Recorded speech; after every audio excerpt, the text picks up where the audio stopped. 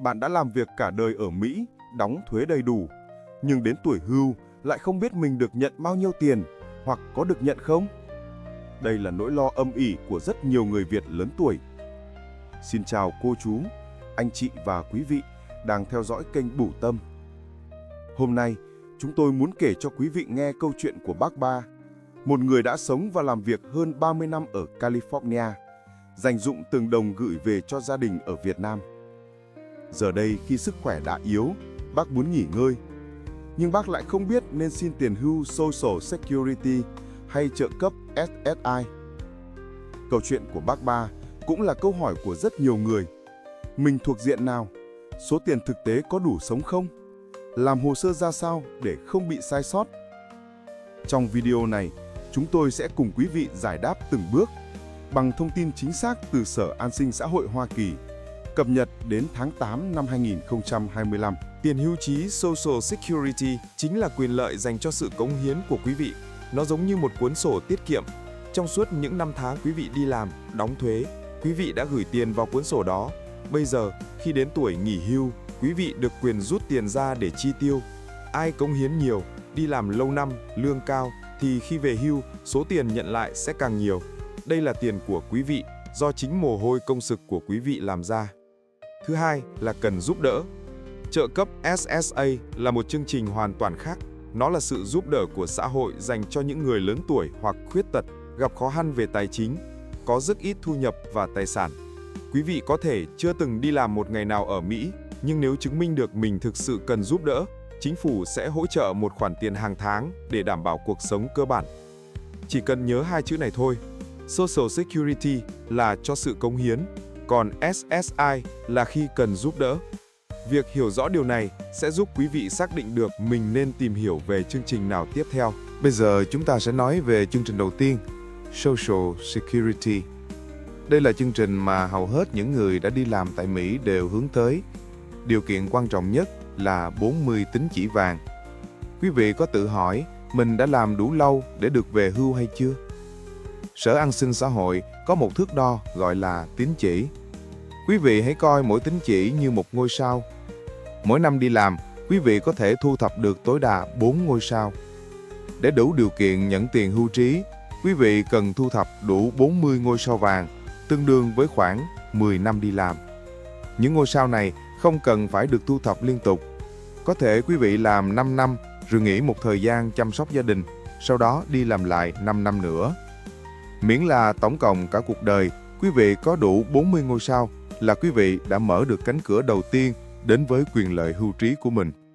Theo quy định ước tính cho 2025 của Sở An sinh Xã hội, để kiếm được một ngôi sao, quý vị cần có thu nhập khoảng 1.800 đô. Chọn đúng thời điểm vàng để nghỉ hưu. Sau khi có đủ 40 tín chỉ, câu hỏi tiếp theo là: khi nào tôi nên nghỉ hưu? Đây là một quyết định vô cùng quan trọng vì nó ảnh hưởng trực tiếp đến số tiền quý vị sẽ nhận mỗi tháng cho đến cuối đời. Quý vị có 3 ngã rẽ. Ngã rẽ thứ nhất, nghỉ hưu sớm ở tuổi 62. Đây là lựa chọn dành cho những ai muốn nghỉ ngơi sớm. Tuy nhiên, quý vị phải chấp nhận một sự đánh đổi. Số tiền hàng tháng của quý vị sẽ bị giảm đi đáng kể, có thể tới 30%, và mức giảm này là vĩnh viễn. Ngã rẽ thứ hai, nghỉ hưu đúng tuổi. Tuổi 67 với hầu hết chúng ta. Tuổi nghỉ hưu chính thức là 67. Khi quý vị chờ đến đúng tuổi này, quý vị sẽ nhận được trọn vẹn 100% quyền lợi hưu trí của mình. Đây là lựa chọn an toàn và phổ biến nhất. Ngã rẽ thứ ba, nghỉ hưu sau 67 tuổi. Nếu quý vị vẫn còn sức khỏe và yêu thích công việc, việc trì hoãn nghỉ hưu sẽ mang lại một phần thưởng lớn. Mỗi năm quý vị chờ đợi, số tiền hưu trí hàng tháng sẽ tự động tăng thêm khoảng 8%. Mức thưởng này sẽ kéo dài cho đến khi quý vị 70 tuổi. Cho đến tuổi 70, để nghỉ hưu là cách để nhận được số tiền cao nhất có thể. Quý vị hãy tự hỏi mình, sức khỏe của mình ra sao? Mình có cần tiền ngay bây giờ không? Hay mình có thể chờ đợi để nhận được nhiều hơn? Câu trả lời sẽ giúp quý vị chọn được ngã rẽ phù hợp nhất. Số tiền quý vị sẽ nhận được là bao nhiêu? Đây là câu hỏi mà ai cũng quan tâm. Số tiền này không giống nhau cho tất cả mọi người. Nó phụ thuộc vào thu nhập của quý vị trong suốt 35 năm làm việc có lương cao nhất.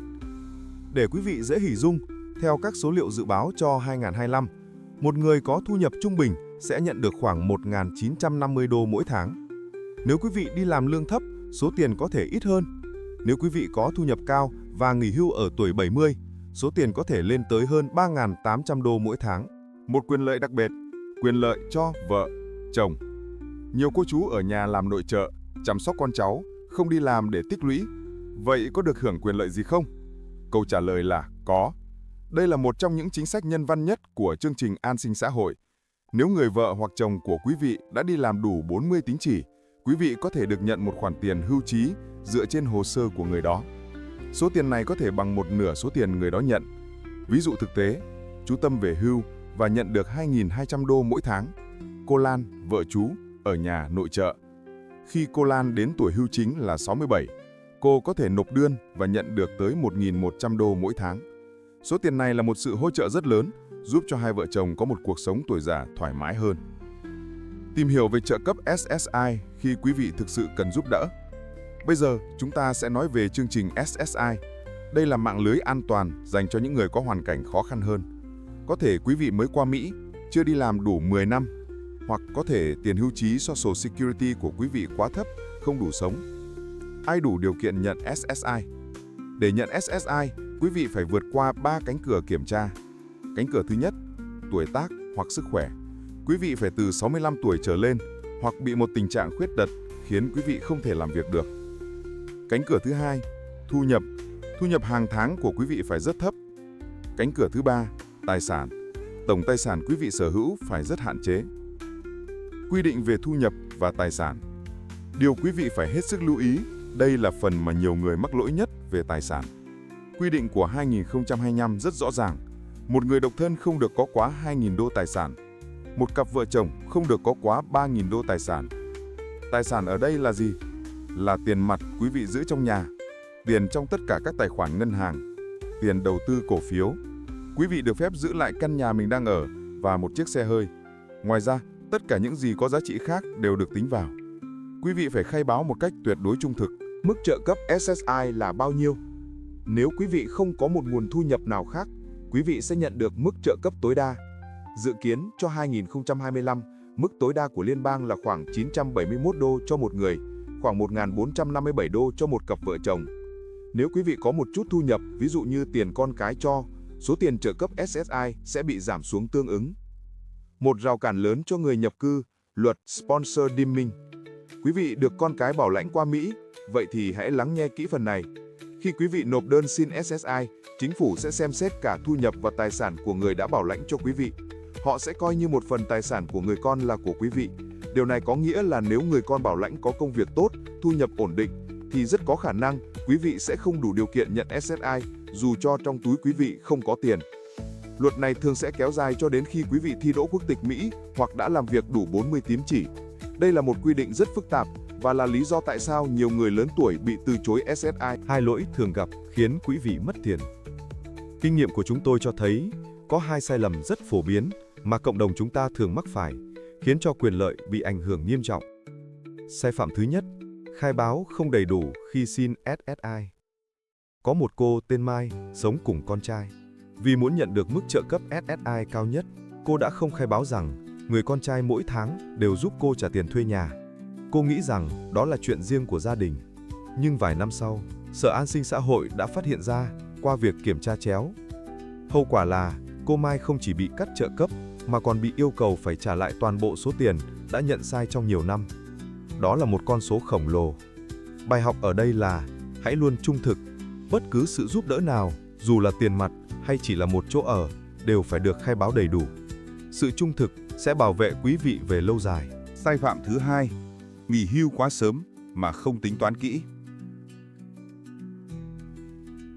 Chú Hùng làm việc rất vất vả. Mới 62 tuổi, chú đã quyết định nghỉ hưu non để được nghỉ ngơi. Chú nghĩ rằng số tiền hưu trí ít hơn một chút cũng không sao.